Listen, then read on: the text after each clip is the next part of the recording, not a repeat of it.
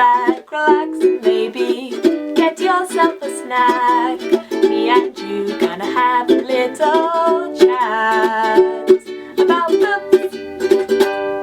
Hey guys, I'm here today to chat to you about 4 of the books that I've recently read and do some quick reviews and just give you my thoughts on them, and let's chat about them in the comments and see what you guys think of them if you've read any of them. They are all kind of relatively recent releases, which I'm just about getting back into, so I'd love to have your thoughts on them if you have picked them up. The first one that I'm going to talk about is this one, The Bone Ships by R.J. Barker. I absolutely loved Assassin's Apprentice by R.J. Barker. I really enjoyed that series. The entire thing was just fantastically fun. It was very character driven. It was a lot of good kind of content throughout the whole book, and I really enjoyed getting to know the characters and the world and the magic. This series is a very different one. It's set in a new world. It's set following various different people who we've not seen before, and the style of storytelling I think is very different in this particular series than in the first series by RJ, and I think the first series is very character based and this series is much more world based. Personally, I don't think I liked this series as much as the first one. I absolutely adore the cover, I think that's beautiful, but I definitely did not enjoy the general kind of concept of the book as much. I think the first half of the book was really slow, and I don't like saying that, but it was kind of boring at times. I just wasn't a big fan of it. We follow a couple different characters, but mainly we are focused on a particular boat which is called the Tide Child, and on that boat we're following a character who's called Lucky Mies. She's the captain, and her kind of second in command who's called Joram.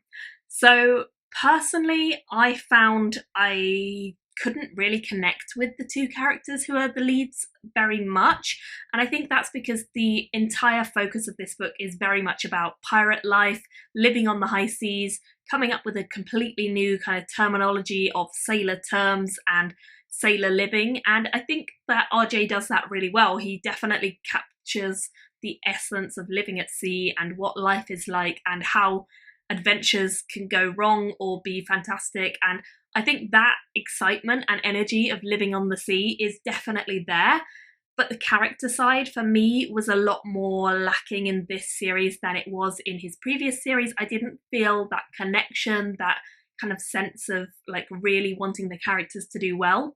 A lot of this book is focused on hunting down a sea monster and protecting it, and I really enjoyed the general concept of it, but I don't think I enjoyed how it was done, if that makes sense. I don't think I enjoyed the way that the author kind of just focused so much on everything that they didn't pin down anything. Do you know what I mean? Because they were so focused on trying to build this very expansive world, the actual characters didn't quite get the limelight that I think they needed. So it was a mixed bag. This one was actually a book club book, which means that we will get to talk about it in a lot more detail. And I think this is going to be the first book club book for my sci-fi and fantasy book group that not everyone is going to like. So far we've had a good run of books, but this one I think is definitely going to divide opinion a bit, and it'll be interesting to see what the others thought of it. Personally, I didn't love it, and I don't think I'll be continuing on with this series. I gave it a 2 stars overall. The next one I wanted to talk to you about is a book which I do have the physical edition of, but I'm currently keeping my cats in this room, so can't go get it. So I'll put a picture up. It's called Cell 7. This one I picked up in Waterstones on an off chance. I'd not heard anything about it. It just sounded like an interesting read from the blurb. And we are following a young girl called Martha, who has, at the very start of the book, been put into a prison system, and she's there because she was found over the body of a very well-loved kind of famous celebrity figure. He's kind of a bit of both, and he's basically a guy who a lot of people loved. He is very well known, very prolific, gave a lot to charity, is kind of really, you know, revered by the people of this world, and she was found over his body holding a gun and saying that she had killed him. Now that's pretty guilty from the looks of it, but what we find out over the course of the book is that Martha is not all of the story. She is part of it, definitely, but there is a lot more of the story than what we know. Now, this world is actually built on an entirely different kind of prison system where It's almost a reality TV show. In fact, it definitely plays into that. The public are able to ring up and vote on whether they think someone who is in the cell is guilty or not guilty. And of course, it is all broadcast on the news and on the channels that you can follow if you are kind of subscribed. It's very much capitalizing on people's need for entertainment and drama, but it does so with life and death. So in this world, life and death is very much a big part of the day. The death penalty is definitely part of a lot of people's kind of prison sentences. And the rationale behind this is that because the public gets to vote on whether you are innocent or not, in theory, that's like millions of people could vote and you should have a fair trial because the jury would be so much bigger.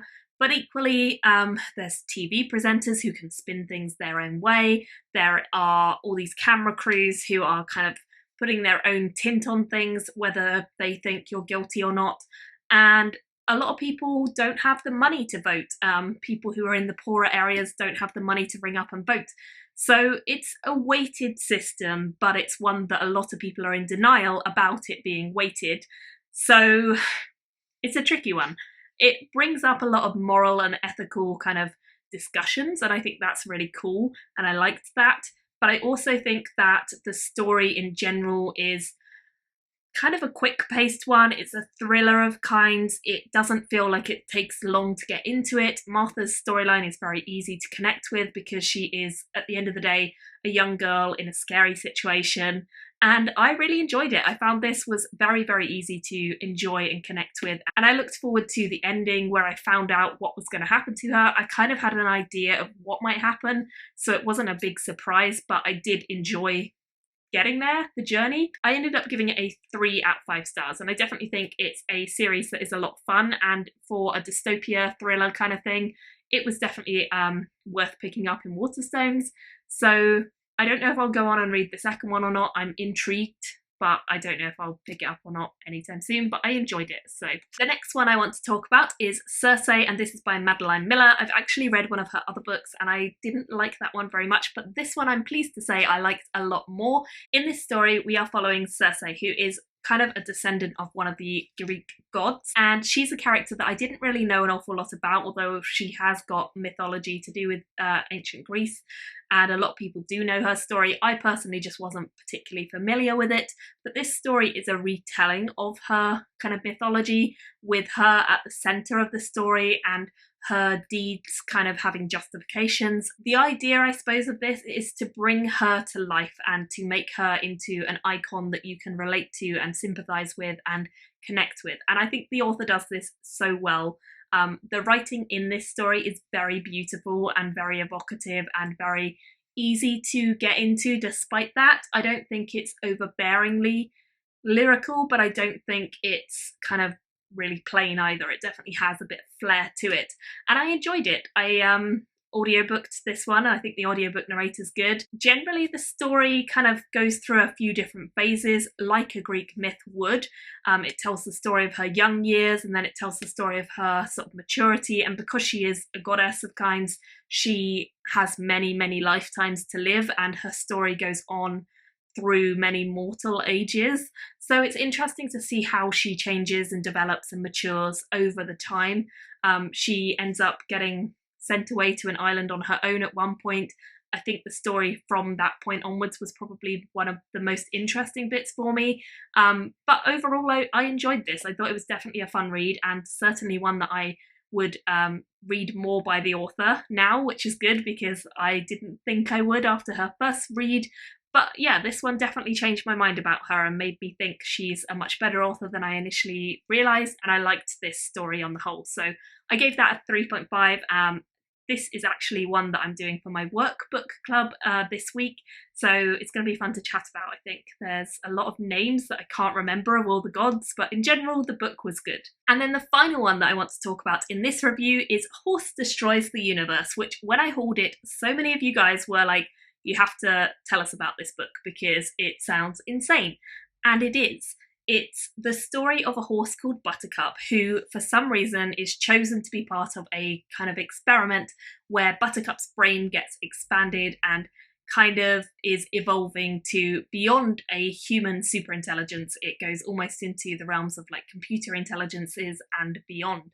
So we follow Buttercup the horse as Buttercup narrates the story of their existence from being a plain horse living in a field doing everyday horsey things to being experimented on and having these two humans come into their life and just generally start messing with their brain and opening up their world, to going into outer space, going into the internet, going into creating super corporations, taking over the world, destroying everything. It goes and it goes. It starts off in a field with a horse eating grass, and it ends up in an entirely different sphere of imagination and creativity. And I think the author of this book is definitely really kind of creative and thinking outside the box, which I love. So this was fun. This was so much fun to read. I devoured it in a couple of days, and it was just easy reading. The jokes are pretty funny, and the kind of sense of humour, I would say, is maybe not for everyone, but it definitely poked fun at a lot of things which I enjoyed.